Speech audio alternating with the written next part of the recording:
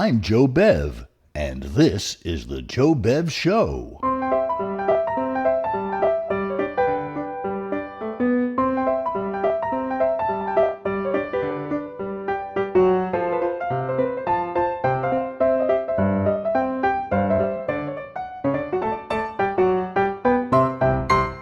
This time on the Joe Bev Show, Rod and Todd meet Santa Claus, Who's Afraid of a Virginian's Wrath by Daws Butler, Laurel and Hardy in Part 2 of For the Freedom of the World, and yours truly Johnny Dollar in The Clever Chemist Matter. That's all coming up on the Joe Bev Show. Rod and Todd. So were named the two lucky children chosen to go and see Santa Claus himself up at the North Pole. A magic sleigh was sent to their homes to collect them, and they flew north, pirouetting through the clouds as Christmas music played.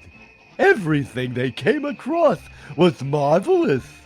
Never in their wildest dreams could they have imagined it all. And they excitedly waited to see that lovable red figure who had spent so many years bringing them gifts every Christmas.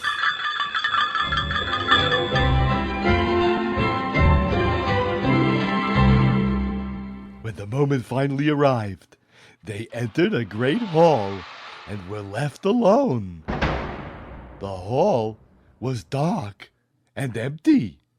All there was a large desk right at the back and a big chair behind it. Some elves came in and said, "Santa Claus is very busy. You'll only be able to see him for a short while, so make the most of it." Rod and Todd waited a long time in silence, thinking of what to say. But they forgot everything when the hall began filling with lights and colors. Santa Claus appeared on a big chair, and as soon as he did so, the large desk became covered with all the toys the two boys had ever wanted. How exciting! While Todd ran to hug Santa Claus, Rod went over to the bicycle he had always dreamed of having. Santa was only there for a few seconds, just long enough for Todd to say, "Thank you," and for him to feel like the happiest boy in the world. And Santa disappeared before Rod had even looked at him. Rod felt like he had wasted his great good fortune. And he had done so by first looking at the toys. He cried and complained, demanding, "Come back, Santa! Come back!" But within a few hours, the two boys had been returned to their homes.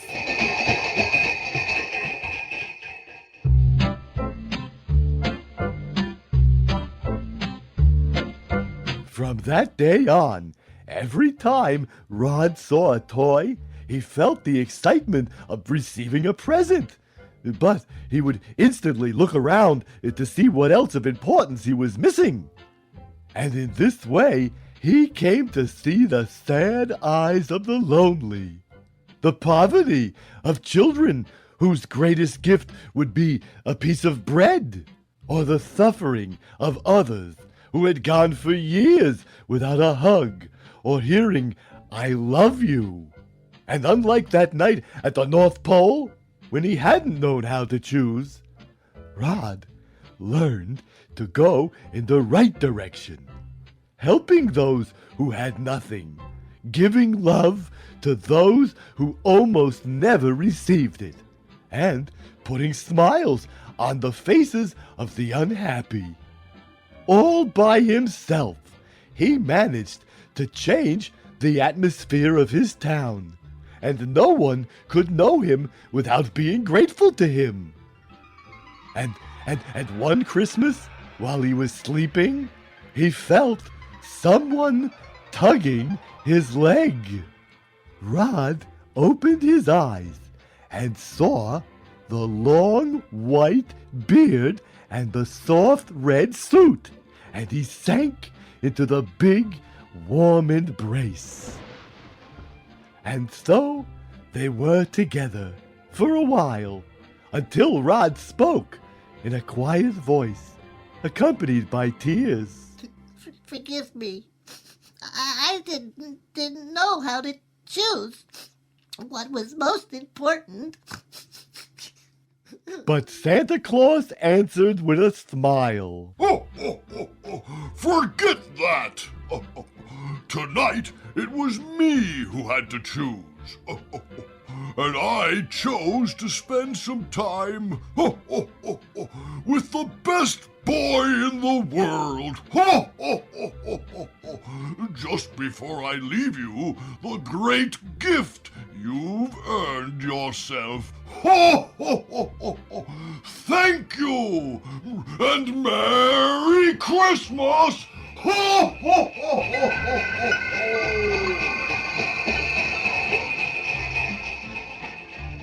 And the next morning, there were no presents under the tree. That Christmas, the gift had been so big that it couldn't fit down the chimney. The only place it could fit was in Rod's heart. Daybreak is coming soon, fading the silvery moon. Reindeer will send all the way back home to laugh and stockings are now replete.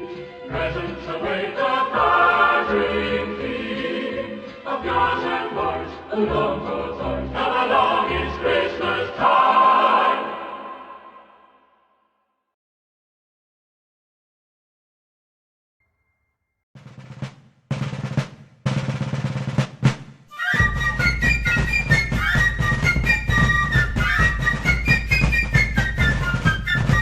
The war for independence is over.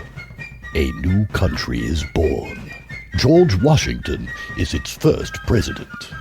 Here then is a simple family scene with George and his wife Martha, done in the spirit not of 1776, but rather in the spirit of Edward Albee and another famous George and Martha.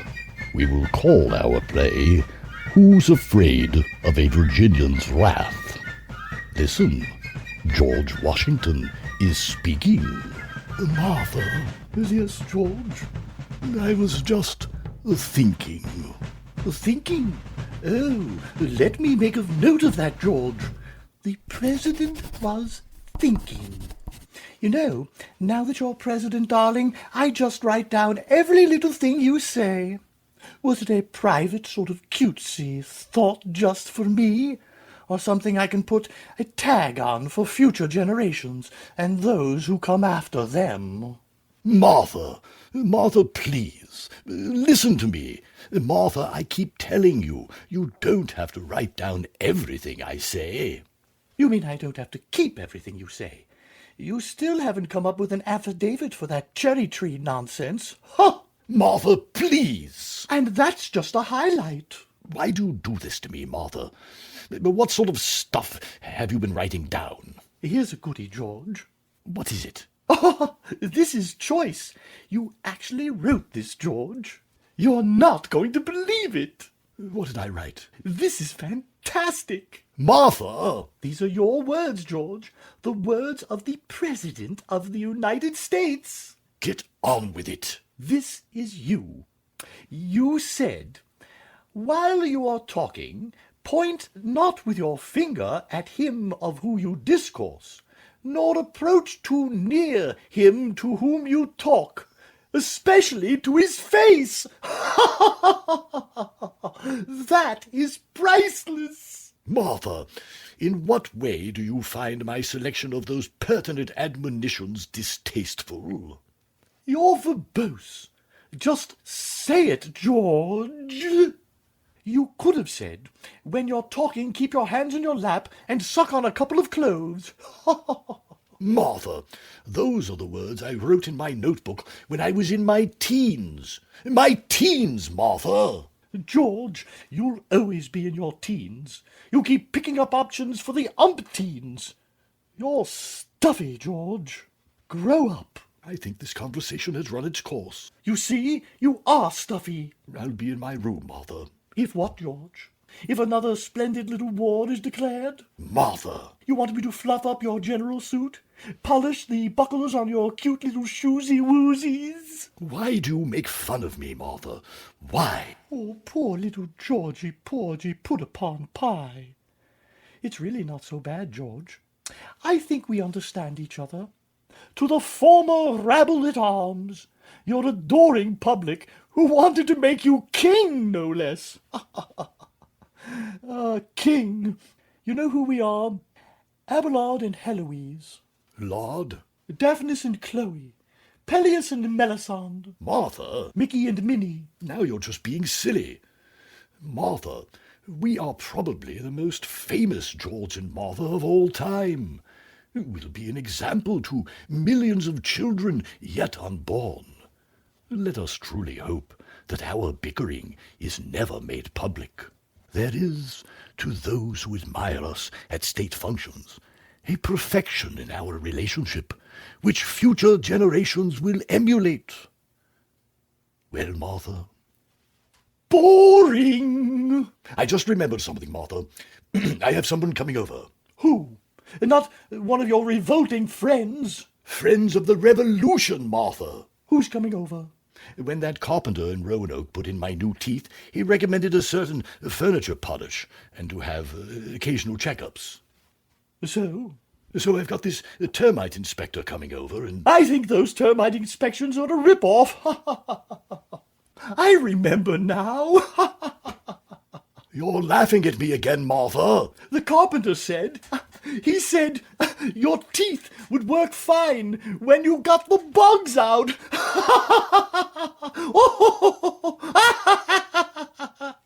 Martha, you're gross. Georgie's mad at Martha. Georgie's mad at Martha.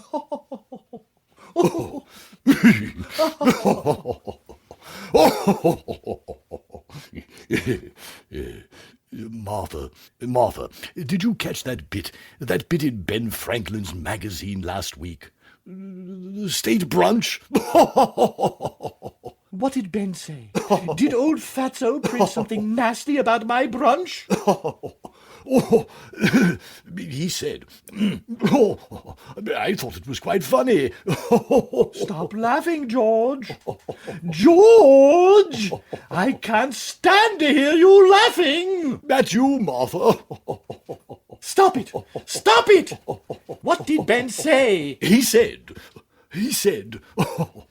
Ben said... Did he criticize my brunch? My lovely brunch? Ben said, listen to what Ben said. Ben said you'd served Eggs Benedict Arnold. What? He said they had a marked similarity to Eggs Benedict, but in yours... Yes? The eggs were rotten.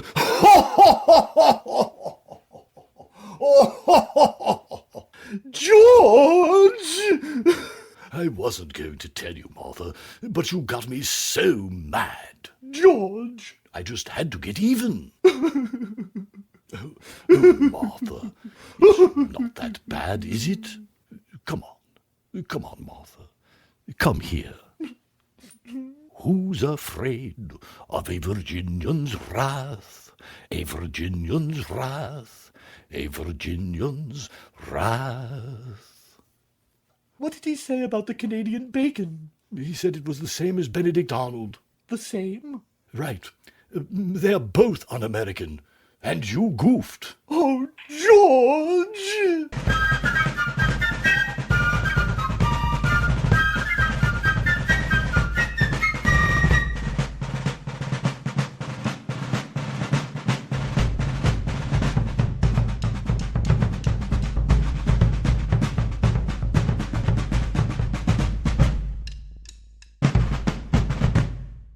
That's all, Laurel.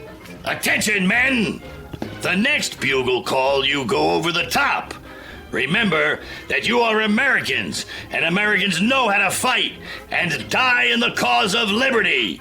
and for the freedom of the world.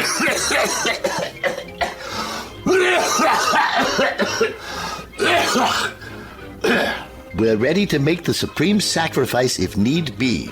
We certainly are. Ock, you can count me in. I'll gladly go over the top. Follow me, men.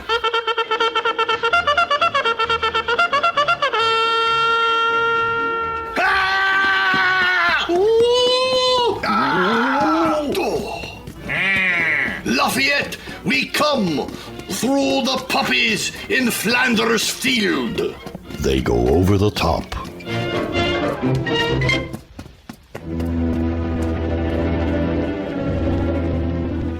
A section of a Hun trench. A minute later, 2 Hun soldiers are conversing together. Another Hun is reading a copy of Nietzsche. And then we cut off all the hands of the little children. Oh, it was wonderful. I wish I had been there. Swine, waken thee up! Here comes the Americans! The 3 spring to their feet and seize their guns. At the top of the trench appears the American lieutenant, closely followed by the 3 soldiers. We come to avenge the sinking of the Lusitania. Ha! The Kaiser! Might is stronger than right! He treacherously tries to shoot the American, but one of the soldiers disarms him with his bayonet. The 3 Hun soldiers offer a token show of resistance. Your hands are unclean with the murder of innocent women and children. Comrade! Said the first Hun soldier, dropping his gun. Ach, Prussianism has destroyed the Germany of Bach and Beethoven, and you fellows know it too. Comrade! Men, you have kept the faith. I am proud of you. Forward!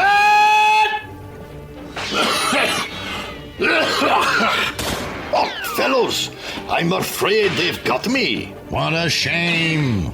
Is there anything we can do to ease the pain? No! Go on, boys. Carry the banner of civilization's ideals forward without me. Tell me, Mother, I'm glad. I'm glad I did my bit for the freedom of the world.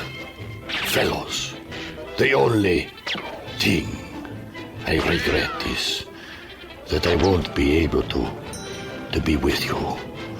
Oh, when you go back to enjoy the gratitude of America, goodbye, fellows. May you drink to the full the rewards of a grateful nation. He dies. The others regretfully leave him behind as they push on after the fleeing Huns.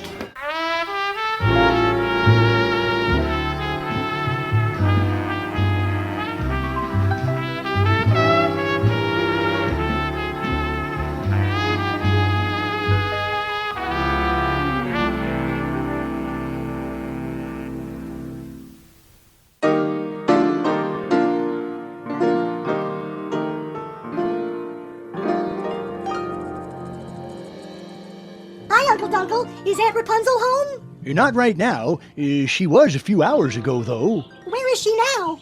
She's over at the market, in the produce department. Doing what? Well, you know how generous and outgoing your Aunt Rapunzel is. I know. Well, there's a fella over at the market who wanted to buy some wheat. But there wasn't any wheat in the market. So Mr. Bobble, who owns the market, asked your Aunt Rapunzel, who is very generous and outgoing, to help him out. You told me that. And anyway, I already knew it. What did he want her to do? Did I tell you about the man who wanted to buy some wheat? You just said he wanted to buy some wheat. You didn't tell me anything else about him. Did I tell you that Mr. Bobble didn't have any wheat? Yes. What did he want Aunt Rapunzel to do? He knew how clever your Aunt Rapunzel is with a needle and thread, and he wanted her to sew some flour back into grains of wheat. And she's at the market now, and that's what she's doing. How long is it going to take? Years, probably. The man wants 3 pounds of wheat. Do you think I believe this? Donnie might believe it, but I don't. Why do you make up all these stories? Because I'm a mean old man. I'm handsome, but I'm hateful. Does Aunt Rapunzel know you tell these crazy things about her? Not unless you tell her. You wouldn't snitch on me, would you? I used to think I wouldn't, but now I'm not sure. You love Aunt Rapunzel, don't you? Sure I do. If Aunt Rapunzel was on a little island surrounded by crocodiles and there was no way for her to get off the island, do you know what I'd do? What? I'd feel awful sorry for her, I'll tell you that. You're still making stuff up about Aunt Rapunzel, aren't you? Yes, but no man ever loved a woman as much as I love your Aunt Rapunzel. Ours is a great love story. How did you and Aunt Rapunzel meet? Well, I was the first mate on an old sailing ship, and I'd gone around the Cape of Good Hope 3 times one summer. Why so many times? I fell asleep and had the wheel locked in place, so the ship just kept going around and around. What has this got to do with your meeting Aunt Rapunzel? Nothing really. I met her at a dance. All the best-looking gals in town were fighting for the chance to dance with me, but I chose your Aunt Rapunzel. Was she a good dancer? No, she was terrible. So what made you fall in love with her? She made the best mustard fudge in town. Had you ever eaten mustard fudge before? No, hers was the first I'd ever tasted. Then how do you know it was the best? I talked myself into it. We went steady together for 30 years, and then we got married together. But you've been married for 30 years. We must be older than I thought. Will you do something for me? And be serious about it. Anything your little heart desires. Tell me how you and Aunt Rapunzel really met. I'll put it down in my things to do book. I'll give you a call when I'm ready to do it. That's fair, isn't it? I'll have to think about it. But I think I will. If you see Donnie, could you tell him about how your Aunt Rapunzel and I got to know each other and got married? Is Aunt Rapunzel down at the store sewing flour into grain? Or did you make that up? I made it up. She's in the house, taking a snooze. I'm going in the house and say hello. Okay. Look out for the crocodiles!